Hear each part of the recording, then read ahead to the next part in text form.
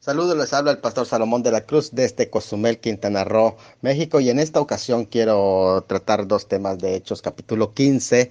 El primero tiene que ver con la resolución del Concilio de Jerusalén, que me parece muy básico en la comprensión del rumbo que la iglesia iba a tomar. Bueno, pues la doctrina, es decir, la teología de la iglesia, que nacía ya en Jerusalén, inmediatamente después de que el Señor ascendiera al cielo, era muy sencilla. Estaba basada en cuatro pilares cristocéntricas, que son Cristo salva, Cristo sana, Cristo bautiza y Cristo viene. De hecho, en este último tema del Cristo viene, debido a que la esperanza bienaventurada era la venida inminente que mantenía en expectativa de que en cualquier momento el Señor iba a aparecer, según Hechos 2:7. Se insistía en la salvación por ese motivo y en una evangelización fuerte, porque tienes que entregarte a Él porque Él ya viene.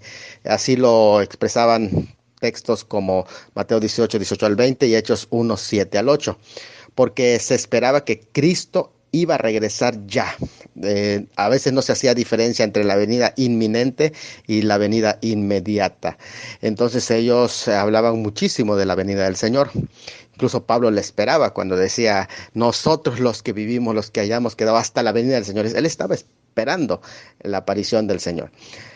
Al avanzar en el tiempo y crecer la nueva comunidad mesiánica, hicimos mesiánica porque eran judíos nativos del pueblo de Israel que habían creído en el Mesías Jesucristo, y añadiéndose a ella, a la iglesia, no solo prosélitos. Los prosélitos son aquellos que no siendo judíos, sino gentiles de las otras naciones, a través del rito de la circuncisión, ingresaban al pueblo judío, al pacto abrámico.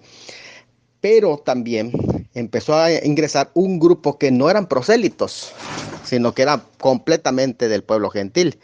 Y se desarrollaron ciertos problemas ahí en la iglesia, según nos menciona algunas dudas, Tesalonicenses 4:13 al 18, 1 Pedro 3:13 al 18.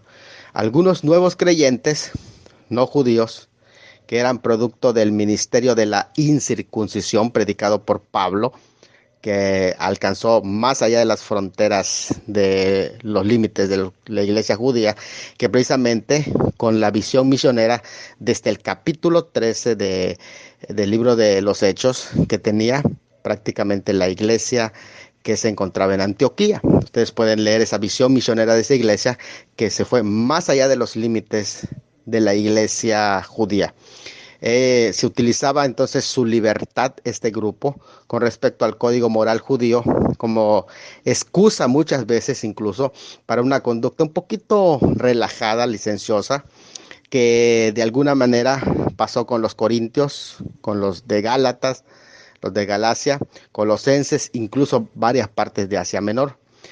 Esto, desde luego, que cayó luego en un problema que es el antinomianismo, que es decir, no aceptamos ningún tipo de ley, simplemente crees en Cristo y puedes vivir como quieras. Esa era una forma de vivir.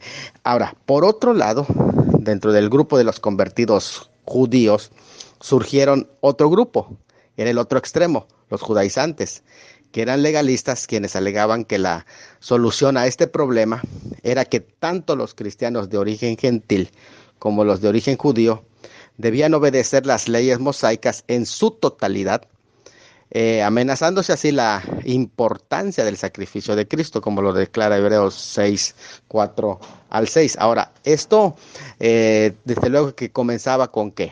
Con la circuncisión, porque el primer paso para guardar las leyes, los ritos, es la circuncisión, porque a través de la circuncisión entrabas en el pacto mosaico y así, después de la circuncisión, ya podrías guardar las fiestas y todas las observancias judaicas. Pero este problema no solo sucedió con un tema, con el tema de la circuncisión, sino también incluso con el tema del sábado, que también estaba muy pegado a esto como una simbología muy importante en la ley de Moisés. Entonces, sin embargo, es más enfocado el problema de la circuncisión porque este es el requisito para guardar las observancias judías, incluidas el sábado. Para los judíos y para los prosélitos era requisito obligatorio la circuncisión entonces. Sin embargo, el sabatarianismo, que es una obligación de guardar el sábado tanto de un lado como de otro. Cuando hablamos sabatarianismo, no solamente el sábado, sino que también incluso podríamos hablar el sabatarianismo actual basado en el domingo, porque estamos diciendo que es una legislación obligatoria de guardar el domingo o guardar el sábado.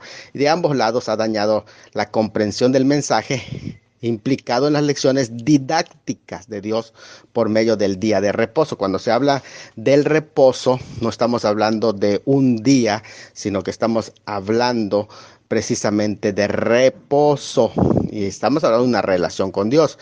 Para los judíos, un sabatarianismo basado en el séptimo día, y para los gentiles, ahora un sabatarianismo dominical. Y en esa contienda que muchas veces se continúa, cuando se va más allá de lo que Dios ha dicho o ha sido su intención al dejarnos estos elementos que son claramente simbólicos, porque para unos, el pueblo judío, Dios usó el elemento didáctico del sábado para enseñarles el principio del reposo, porque el principio no es el sábado, el principio es el reposo, y ellos pasaron por alto esto y se quedaron solo con el día sin el principio, porque así lo dice Hebreos 4. En el caso de los cristianos se les dejó el Kiriaké también del Señor y también ellos se quedaron con el día, olvidándose que lo más importante es que se dedique tiempo a su Señor, que eso es el énfasis que se da. Entonces el cristiano no es un cristiano de días, sino es cristiano todos los días. Bien se dice, por eso con estas enseñanzas que a veces son didácticas de parte de Dios, que el intento de enseñar, en su intento de enseñar, el sabio apunta el sol, pero el necio se queda mirando el dedo. Parece que a estos grupos se quedaron mirando el dedo, que estaban enfocados o en el sábado o en el domingo, pero no enfocaron ni el reposo ni el servicio a Dios. Entonces es por allá en donde se desvía la intención. Pero primero que nada, me gustaría que ubiquemos la cronología de Hechos capítulo 15, porque este va a ser una luz para que entendamos este concepto de tanto del tema de la circuncisión como del tema del sábado. Ahora, este pasaje coincide exactamente en el tercer viaje misionero de Pablo y con la escritura de Gálatas capítulo 2. Ya prácticamente ha terminado el capítulo 1, pero estaba escribiéndose cronológicamente Gálatas capítulo 2. Se refiere a que habían venido algunos de Judea, el versículo 1, y el versículo 5 dice, algunos de la secta de los fariseos que habían creído fueron los que encabezaron esa disputa. Así que prácticamente a la cabeza iban estos que venían de Judea y algunos de la secta de los fariseos. Estaban prácticamente en ese mismo grupo, versículo 1, versículo 5. Ahí nos ubica quiénes son, de dónde vinieron, de qué grupo, a qué grupo pertenecían. No es que todos los fariseos, no, pero que de ese grupo surgió esa tendencia. Ahora, Pablo y Bernabé se presenta como un grupo aparte que discutieron con ellos y tuvieron incluso la palabra ahí contienda ardientemente fuerte, acalorada.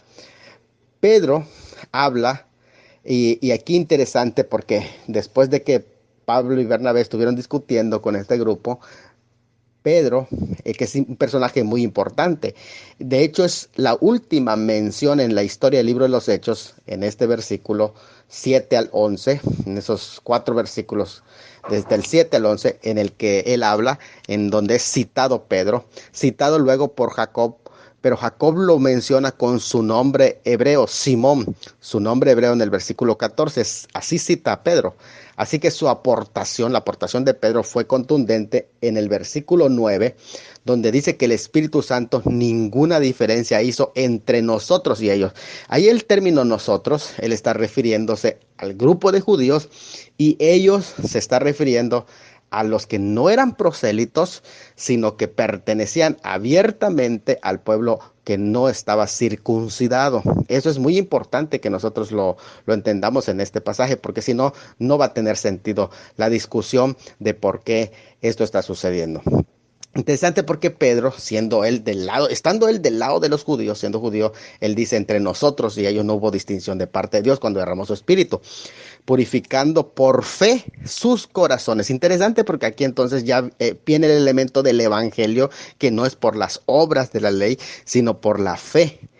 Así infiere que la verdadera condición de entrada de una persona a la comunión plena de la iglesia visible es el estado de su corazón por fe sin obras de la ley. Romanos 3:28. Ahora, Jacob, que es en cuarto lugar, que es el líder que habla, aquí un líder importante de la iglesia judía de Jerusalén, eso hay que tomarlo en cuenta porque quiere decir que les está hablando a su propio grupo. Y él, para equilibrar los acuerdos, que la iglesia no vaya a sufrir una fracción, comenzó citando la escritura sobre el lugar que los gentiles tendrían en la salvación, según la escritura de Oseas, que menciona el profeta Oseas, de que en su primera venida, es decir, cuando él llegue por primera vez, tomaría pueblo para su nombre y después, cuando vuelva, va a edificar el tabernáculo de la casa de David, es decir, en su segunda venida. Se ocuparía del resto de los gentiles con la restauración de la casa de David, porque era el propósito de Dios usar la casa de David para restaurar al resto de los gentiles, que es el tema que vamos a desarrollar más adelante. Pero Jacob pone como medida regulatoria, o mejor dicho, como una medida conciliatoria, que no se inquiete a los gentiles que se están convirtiendo, los cuales no deben de ser inquietados a obligaciones judaicas, sino de 4 cosas que en el paganismo gentil de aquel entonces, desde luego que iban juntas, y que en la práctica de estos hermanos, de alguna manera, estaban, pues lo veían como algo común. Por ejemplo, de contaminación de los ídolos, es decir, manjares que habían sido dedicados a los ídolos y que rotundamente dentro de los judíos se prohibía también este tipo de participación. Y aunque Pablo dice que un ídolo no es nada, pero ahora prefiere este Jacobo o Santiago está prefiriendo que ellos mejor no coman de eso que se ha sentado en los ídolos, que se abstengan de ello. Otra de las cosas es fornicación, que puede entenderse como uniones con grado de parentesco prohibidas en la ley, o la poligamia. La poligamia porque habían personas en el mundo gentil que se habían convertido, pero que en sus países la práctica de la poligamia era aceptada. Entonces él lo pone como un punto de partida a que no se continúe esa práctica, sino que se ponga freno a eso de tener varias esposas. Incluso Pablo luego lo va a reafirmar en sus reglas cuando dice marido de una sola mujer para los diáconos. Ahora, de ahogado, que allí también se presenta como un elemento del comer sangre. Y de sangre, aquí el término sangre, algunos lo entienden como homicidio, es decir, que se aparten de ese tipo de prácticas de homicidio, o de que sigan practicando ese tipo de combates que muchas veces se da en la clandestinidad, que se aparten de esas cosas para que guarden una cierta imagen. Ahora, eso es interesante, vamos a ir platicando esto de qué se trata. Si los gentiles hacían esto, darían a entender, si ellos practicaban estas 4 cosas, darían a entender a los judíos que ellos todavía seguían en la idolatría y los verían como abominables, aunque habían recibido a Cristo. ¿Y qué es lo que harían con esto? Con esa conducta, lo que haría es herir eh, a estos judíos creyentes con prejuicios. ¿Por qué razón? Porque ellos se iban a levantar luego con agresiones en contra de ellos. Y ustedes son paganos, todavía no son cristianos. Y entonces eso le daría a entender. Entonces, pues necesitaban apartarse de eso. Si los gentiles fuertes, convertidos entonces, ¿qué tenían que hacer? Deberían respetar a sus hermanos débiles judíos, si querían conservar la unidad de la iglesia. Y esta, señores, es una actitud de amor. Ahora, la redacción de la resolución del concilio que está expresada no tanto en forma prescriptiva, como decir, les mandamos a hacer esto al pueblo gentil, sino en forma prohibitiva, lo que se está haciendo como una forma de contraponer carga a los gentiles. Es decir, Esto se hace, según los versículos 28 y 29 del capítulo 15, para que no se le impongan cargas. Entonces lo que se le hace es ponerle un mínimo de restricciones, pero básicas, que son allí puestas precisamente como elementos que van a regular ciertas conductas. ¿Para qué? Como para apaciguar al otro grupo. Eso es lo que se está haciendo. Se está haciendo una medida reconciliatoria, se está negociando en ese sentido en una forma local, porque eso es algo muy importante. Por eso dice, porque ha parecido bien al Espíritu Santo de nosotros no imponeros ninguna carga más que estas cosas necesarias. Cuando dice cosa necesaria, no es para conveniencia propia, sino necesaria, no en su esencia. No está diciendo que son requisitos, no está diciendo que sin esto no se van a salvar, no, no, sino en su atención a una circunstancia específica es necesaria para la buena convivencia. Aquí la necesariedad tiene que ver con comunión, no tiene que ver con salvación. Eso hay que dejarlo muy claro, porque no se está dando una prescripción para que ellos puedan obtener la salvación por obras. Eso sería ridículo, porque eso es lo que se está atacando precisamente en Hechos capítulo 15. Dice que os abstengáis de los ídolos, de sacrificar los ídolos, de sangre, de ahogado y de fornicación. Estas cuatro cosas, entonces, prácticamente es un mínimo de reglas que lo que haría es mantener una imagen de la iglesia ante la visión del pueblo judío que los está mirando.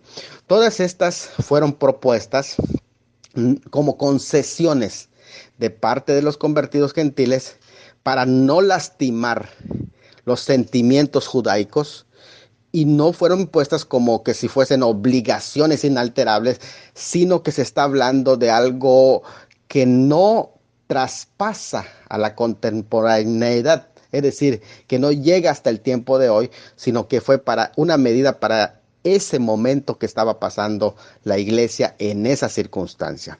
Así que dice, de las cuales cosas si os guardáis, bien haréis. Esta expresión del versículo 29 es muy importante, porque refleja claramente que no es un legalismo, sino que pues no se trata de salvación, sino de comunión.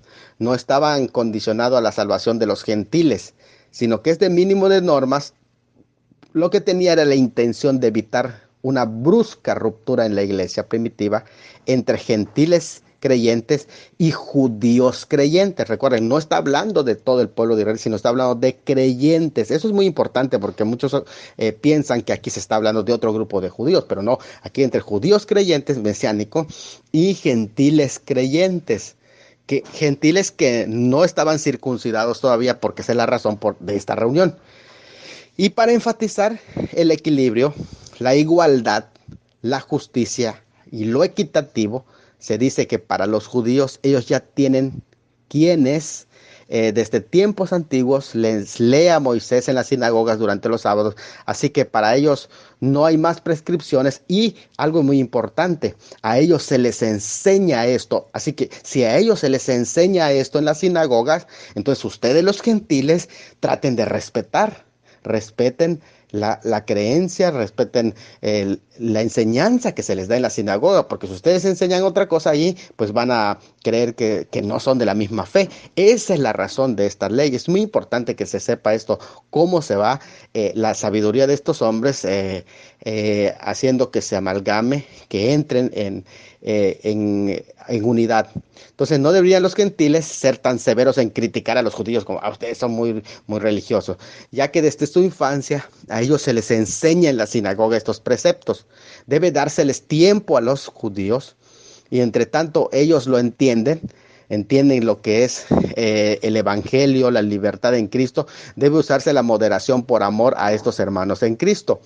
Lo que con esta resolución se hace es ejercer el ministerio de la reconciliación, satisfaciendo ambas partes y no provocando a ninguna parte.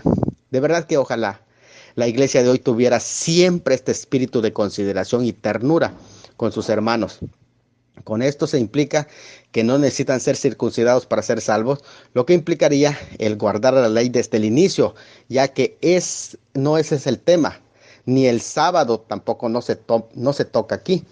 Entonces no se le está diciendo que van a guardar más adelante la ley, que están iniciando con estas pocas de leyes. No, no, no, sino que este tiene otra función. Es reconciliatoria esta prescripción. Ahora, la derrota de la sugerencia de que los gentiles fueran circuncidados constituyó un hito en el cristianismo, manteniéndose accesible a partir de ese momento a todos los seres humanos de todas las razas, sin necesidad de ingresar mediante la circuncisión al pueblo judío. No hay que olvidar que esto ya había iniciado. Recuerden lo que dije al inicio, que una iglesia con visión misionera mundial ya lo había comenzado. Más allá de las fronteras de Judea, la iglesia de Antioquía a partir de Hechos 13. Hay que leerlo para ver cómo comenzó antes de llegar al capítulo 15. Y de hecho eso fue lo que propició esto. Ahora, también algo importante es, de hecho, era el mismo espíritu el que había enviado a los misioneros Bernabé y Pablo más allá de los límites de los judíos y por encima de las barreras culturales. El Concilio de Jerusalén de Hechos 15 entonces confirmó la dirección del Espíritu Santo que esa iglesia ya había tenido sobre el hecho de que el Evangelio de Cristo abarca a todos y no exclusivamente a los judíos, no era nacionalista. Ese concilio fue tan importante porque si se hubiera definido lo contrario, entonces se iba a limitar a una nación solamente y eso iba a afectar el crecimiento de la iglesia. Pero esto dio fruto a un movimiento misionero transcultural porque como resultado de ello, Pablo y Bernabé y otros cruzaron barreras aún mayores. Sin embargo, no resolvió el problema de cómo mantener una vida santa en medio de un mundo caído, que más tarde, desde luego, sería desarrollado entre los gentiles y se conocería hoy como la doctrina de la santificación, que buscó entender la diferencia entre la interpretación farisaica y legalista de la ley mosaica de Mateo 23, como lo dice el Señor, y la santificación en la gracia del Señor Jesucristo como una fuerza interior y no como una licencia para pecar. De hecho, no se habla del Dios de gracia ahí, como en el Antiguo Testamento, sino de la gracia que se ha manifestado en Cristo.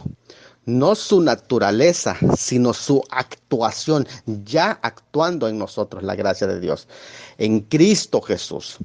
El apóstol Pedro, hablando del mismo tema, incluso más adelante en sus cartas, para judíos y para gentiles, les dice, fuiste rescatado de vuestra manera de vivir, mala manera de vivir, la cual recibiste de vuestros padres. Y se lo dice a quienes, se lo dice a los gentiles, lo recibieron de sus padres paganos. Sí, Hechos 14:15. Pero también los judíos recibieron cierta vaciedad en las prácticas externas de los ritos de su religión judía. Hechos 15:10, Gálatas 2:16, Gálatas 5:1, Hebreos 9:10, Hebreos 9:25-26, Hebreos 10:3-4. Por lo tanto, a los dos grupos, no solamente uno, no solo los gentiles recibieron de sus padres paganos, sino los judíos también recibieron cierta vaciedad. Así que lo que Pedro dice cuando dice fuiste rescatado de vuestra mala manera de vivir, los cuales recibiste de vuestros padres, se lo dice a los dos grupos. Así que la santificación en la iglesia incluía tanto a gentiles convertidos como a judíos convertidos. Ambos necesitan ser santificados en este proceso, tanto los gentiles como los judíos. Ahora pasemos a las palabras de Jacob para hablar de lo segundo que nos interesa de capítulo 15 de Hechos, el lugar de la iglesia gentil en los propósitos de Dios. La intercalación, que es la introducción de un periodo de tiempo en un calendario, así es, eso es intercalación. Este es uno de los tantos pasajes en la escritura que respaldan el tema del paréntesis o intercalación. Aquí el término paréntesis no es usado por algunos porque lo relacionan más como un signo gramatical, pero aquí no lo estamos usando en forma gramatical, sino un paréntesis de tiempo. Más bien le llamamos intercalación de tiempo de la iglesia, en el que se detiene momentáneamente el propósito de Dios para Israel, su trato de Dios con Israel, continúa la iglesia y posteriormente al ser quitada la iglesia, continuará el trato de Dios con Israel. Este pasaje muestra que el Antiguo Testamento, citado aquí por Jacobo, que es el líder quien hace esta mención, los versículos 14 al 18, provee lugar para la presente edad, sin nulificar futuro para Israel, desde luego, sino simplemente se pone una intercalación. Los profetas no vieron en la iglesia una continuación en el programa para Israel. Eso tenemos que entenderlo bien, debido a que no se les había dado la revelación de la iglesia, ya que era un misterio hasta entonces, Efesios 3, 2 al 7. Pero sí se muestra claramente en este pasaje un lugar para el periodo intercalado de la iglesia donde habla de la salvación para las naciones, Hechos 15, 14 y 15, 17. Al afirmar la escritura, reedificaré el tabernáculo de David que está caído, echa por tierra la teoría milenialista, pues no hace alusión al establecimiento de la iglesia en ningún modo, sino a la casa de David. Así que en este pasaje, Jacob, cuando él asegura que Dios está eligiendo un pueblo entre las naciones, versículo 14, como lo profetizó Amós en el capítulo 9, versículo 12, no tiene como propósito demostrar que la salvación de los gentiles sea el cumplimiento integral y total de esta profecía sobre los gentiles, sino comprobarles a los oyentes presentes en ese momento del concilio que la salvación de los gentiles concuerda con el plan de Dios presentado por los profetas, y en este caso cita a Oseas. De hecho, si se observa con detenimiento, se puede notar que también separa intencionalmente el periodo presente de bendición para los gentiles de la gloria futura reservada para Israel. Por lo tanto, no lo confunde. Eso es algo que también es muy importante, porque Oseas profetizó la separación de Israel de su correcta relación con Dios, pero también predice y anuncia su retorno a la fe, Oseas 3, versículos 4 al 5. Ahora, Amós 9, 11 al 12 habla del mismo panorama profético al cual alude Jacob en Hechos 15, 13 al 18, que es el pasaje que estamos comentando, que hoy son una prueba de la espiritualización que hacen muchos amilenialistas de la escritura, y eso es un atentado contra la literalidad de la escritura. Bueno, pese a que es un nome o cita en la que se preserva el sentido, aunque las palabras exactas difieren del hebreo y la Septuaginta, se usa con propiedad. Se puede observar claramente el uso literal de los apóstoles, de cómo ellos usaron el Antiguo Testamento. Este pasaje, por lo tanto, no habla de la reedificación del tabernáculo de David, sino de la inclusión de los gentiles en todos los tiempos, pues se está defendiendo a ellos ante los judaizantes. Jacob no dice que el llamamiento de los gentiles sea el cumplimiento de la profecía de Amós, sino que con todo lo anterior concuerdan las palabras de los profetas. Es decir, él está diciendo, no está en contra de la escritura el hecho de que estamos dando el apoyo y apertura para ingresar a los gentiles. Su argumento lleva el siguiente razonamiento, y entendamos bien esto. La asamblea reunida en el concilio no debía de considerar extraño que Dios visitase a los gentiles con la salvación, porque sobre su inclusión hay predicciones en el Antiguo Testamento. Entonces, Jacob, después de hablar de la era de la iglesia o el reino de gracia, ahora va a hablar de la segunda venida de Cristo. En el versículo 16, después de esto volveré. Entonces, cuando después de la era de gracia, seguidamente vuelve. O sea, terminando la era de gracia vuelve. Por eso dice, después de esto, después de que del versículo 15, después de esto volveré. No es primera venida, sino no es primera venida personalmente según su promesa. Es segunda venida, vuelve personalmente según su promesa. Después de esto volveré. Fíjese, volveré quiere decir que ya vino una vez y va a volver. El término volveré es clave, pues no puede volver si no ha venido una vez y se ha ido. Por tanto, no se refiere a su primera, sino a su segunda venida. El versículo 16. El tiempo cuando debe volver es ¿Cuándo? Después de esto, es decir, después que haya tomado. El término tomado aquí es interesante porque es lambano, agarrar, llevado.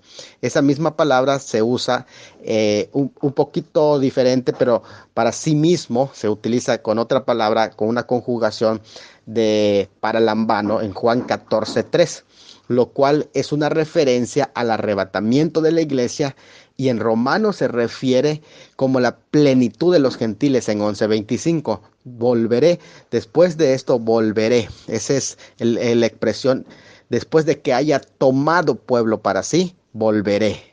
Entonces primero es el arrebatamiento y después la venida, porque dice después que haya tomado lambano o para lambano como en Juan, volveré. Solamente hasta después. Con su segunda venida se establecería el milenio y se alcanzaría la salvación para los judíos como para los gentiles. Entonces encontramos tercera cosa: tiempo de gracia, segunda venida, y tercero, la salvación de un remanente judío creyente. Eso aparece muy claramente en el versículo 16 con la frase: y reedificaré el tabernáculo de David que está caído y repartiré su ruina y lo volveré, repararé, perdón, su ruina y lo volveré a levantar. Entonces, aquí en esta expresión lo que está diciendo es que la salvación de un remanente judío, con su regreso, su segunda venida, ¿qué es lo que pasa? Reedifica la casa de David, el reino davídico. Entonces, el tabernáculo de David es una expresión figurada que aquí se refiere a su casa o familia, porque recuerden que David no tuvo tabernáculo, el tabernáculo fue en el desierto. Esa es una expresión para hablar de la casa de David, de su reino.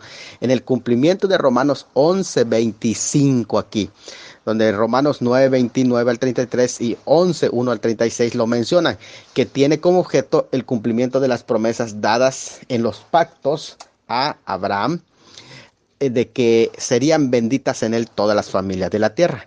Su restauración entonces es un tipo de la futura restauración de la familia real y del restablecimiento del trono de David con Cristo sentado en él como rey.